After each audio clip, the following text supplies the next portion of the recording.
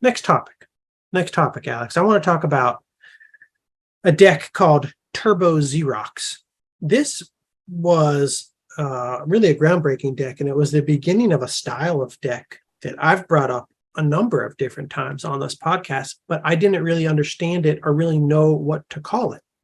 There would just be various times we were scanning deck lists and talking about things, and I'd be like, you know, those cards that are like full of cantrips and like library manipulation spells, those decks that are lots of cantrips, lots of library manipulation spells. I would see that in different shells. Didn't really know what to make of it. I would just say, I never really played decks like this. You see them a lot packed into primarily combo decks because they can help you sort through your deck and assemble your combo. But they're not limited to combo style decks. They're really good for mana fixing, which I think makes them useful in multicolored mid-range decks, especially in formats like pre-modern where you don't have duels. You don't always have necessarily the best mana base. I've been doing some research. I want to talk about the origin of these type of decks, these decks with lots of cantrips, lots of library manipulation spells, and discuss some of the theory behind. So people who know what they're talking about call these decks Xerox or Turbo Xerox decks. Okay. And they have their origin in a Type 2 deck that was developed by this guy right here, Alan Comer, in 1997. And he played it in a Southern California regionals tournament where it finished second place. And when I first I've heard people say Xerox deck, but I didn't know what that meant at all. Just very naively, I thought it would be a deck that was full of like copy artifacts.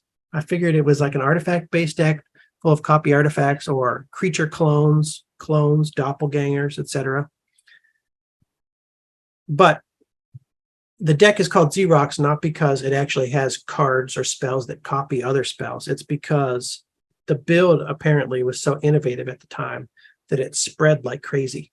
It was copied by so many people across multiple formats that they just started calling it Xerox and then Turbo Xerox.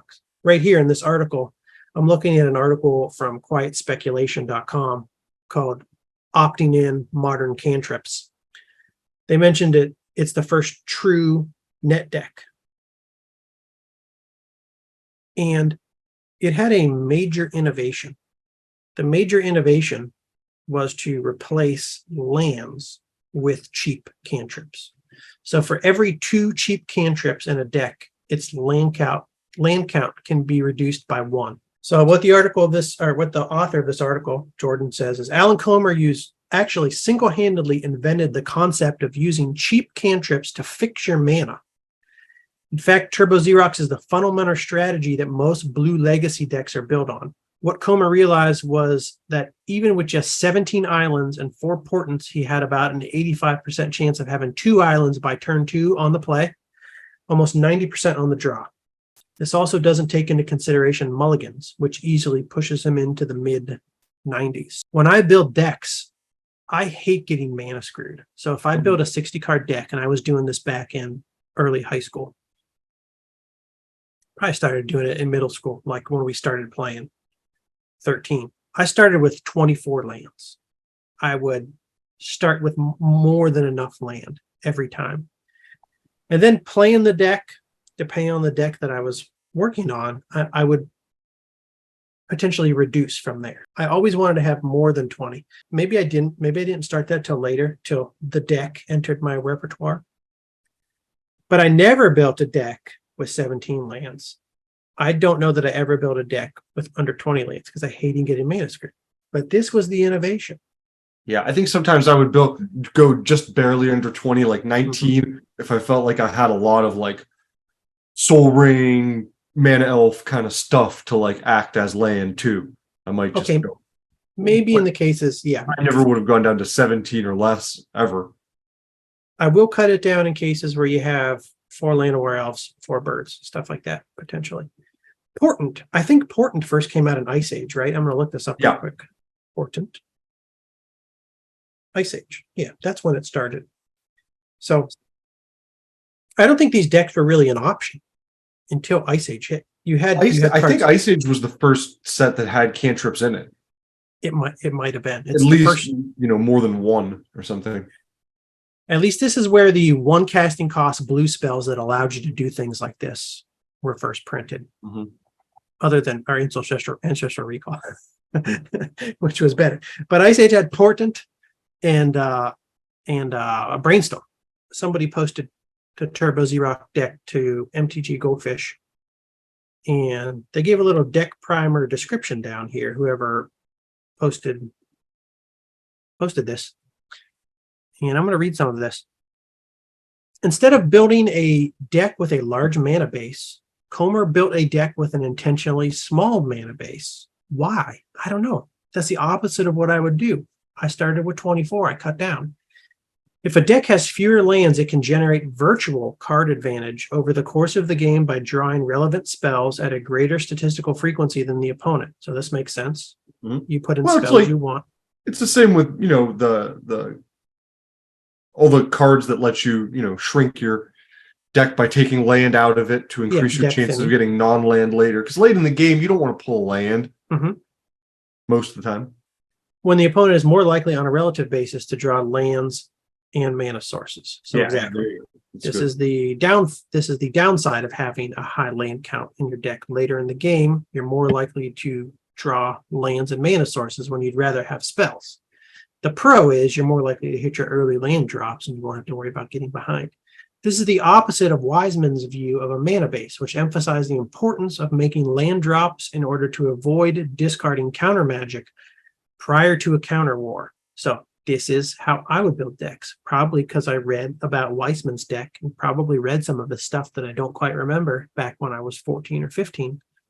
And I started building a high land count mana base because I wanted to have the mana. And then what do you do? What you do then in those decks to at least partially get around the downside of drawing too much land later in the game is you put card advantage cards, card draw cards into your deck. So Jam Day Tome to draw, you have lots of mana because your deck is full of mana. You have Jam Day Tome, you can dump 4 into that, draw an extra card. Put Disrupting Scepters to make your opponent discard. So you put card advantage cards into these high land count decks. Comer went the opposite way. How would Comer avoid being mana screwed or falling into Wiseman's trap? To facilitate the low count, included a high density of blue draw spells and efficient cantrips. Comer used Portent, Impulse, and Foreshadow in the early game to find lands and smooth his draws. So that's the most important thing when you're playing these kind of decks. Early on, you want to use these cards not necessarily to pull other spells or creatures. The most important thing to do when you play these cards, if I'm understanding this correctly, is to use them to make sure you hit your early land drops. You want to get that land down. Turns 1, 2, and 3, you have to hit your land drops, Alex. It's critical. I like to do this when we go through these old decks, Alex. I like to pull up the standard timeline on MTG Wiki.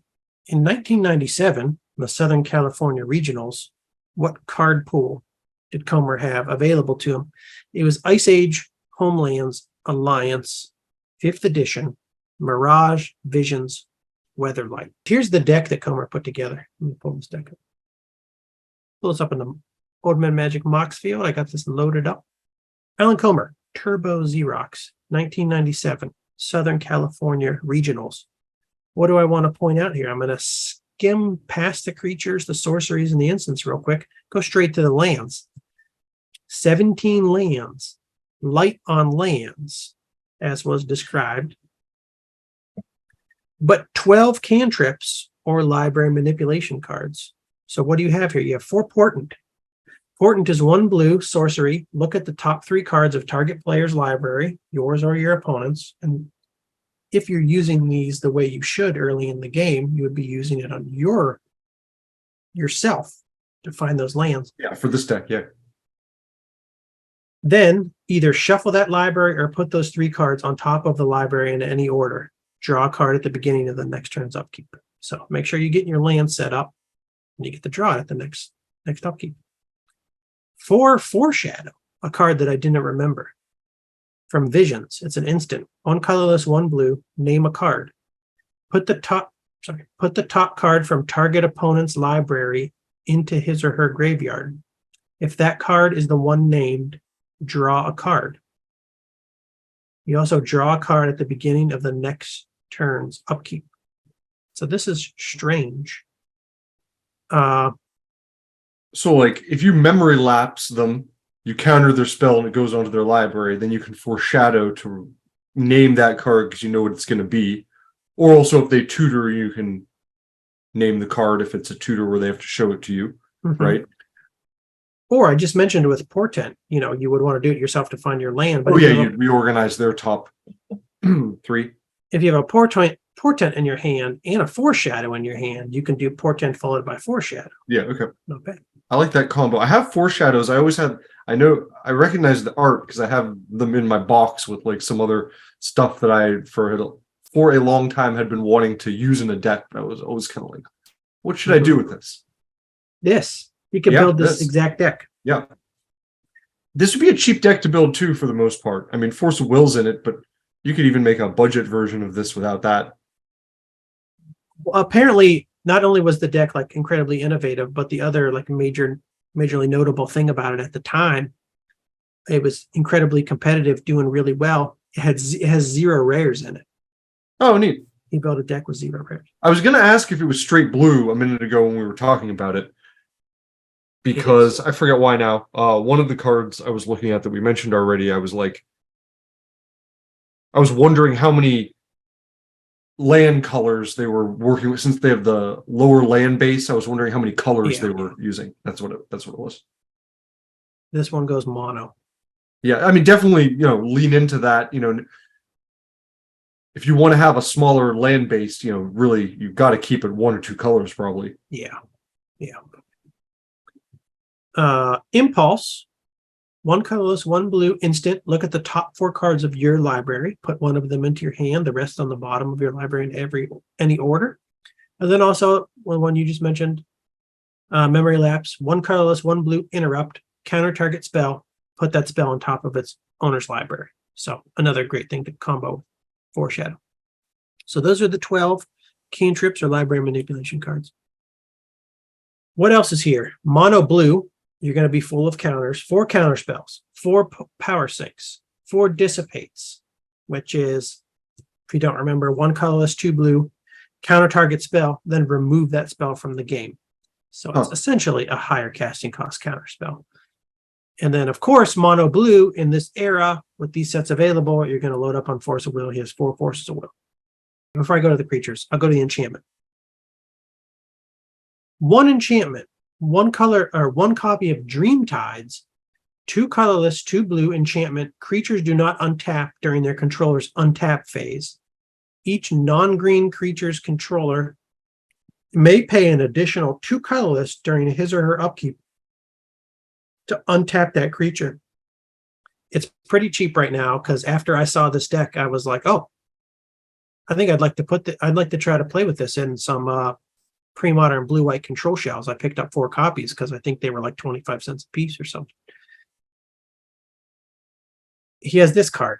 Okay, so we have the counter spells, 16 of them, essentially. The 12 library manipulation cantrip cards, 1 enchantment to slow down creatures. All I saw was Mana War. Creatures don't untap. Each non-green creatures may pay 2 additional mana to untap them. And then he has his creatures. 4 Mana War, 4 Sukata Firewalkers, and 4 Waterspout Djinns. Waterspout Djinn then probably, right? Yeah. The Mana War I'm not surprised about at all because this is a great card in this era. It's still a great card. I love it. So, of course, you're going to put Mana War in, especially when you're counter heavy. If they play something, if they get a creature on the board that you really can't deal with and you weren't able to counter it at the time, you could play your Mana War, bounce it back, maybe counter it the second time. Sukata Firewalker, which is something I was surprised to see, but I can think of reasons why it might be in here. 1 colorless, 2 blue, 0/1. Cannot be the target of red spells or effects. Tap, deals 1 damage to target creature or player. Prodigal Sorcerer. The only way he's going to kill people are with Mana Wars, Sukkata Firewalkers, Water Spout Djinns. It seems like a very slow way to potentially kill people. I'm just thinking in the meta, maybe it's always, I mean, pretty much in every meta, it's good to have something that can survive a lightning bolt or whatever the lightning bolt equivalent is at the time.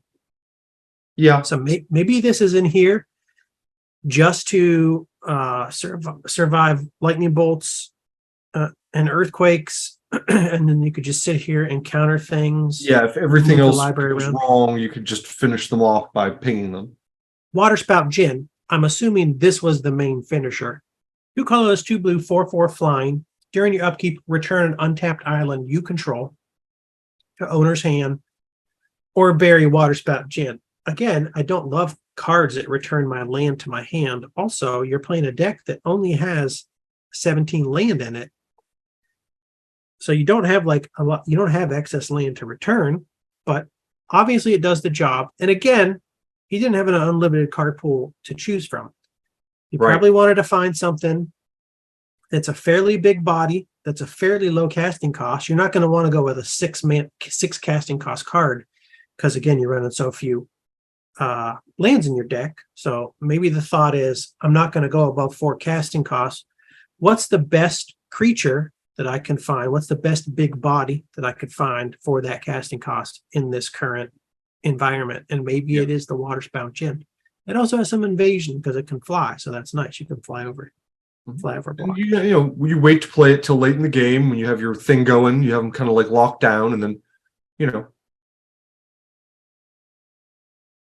So that's the Turbo Xerox deck, Alex. I like it. I want to just put it together and just pilot it, just play it from time to time, see how it works. I don't know that I'd make any changes other than maybe try to find something out there other than the Sukkata Firewalker. Look at the creatures, probably play around with them. That's what I would do. It's turbo time.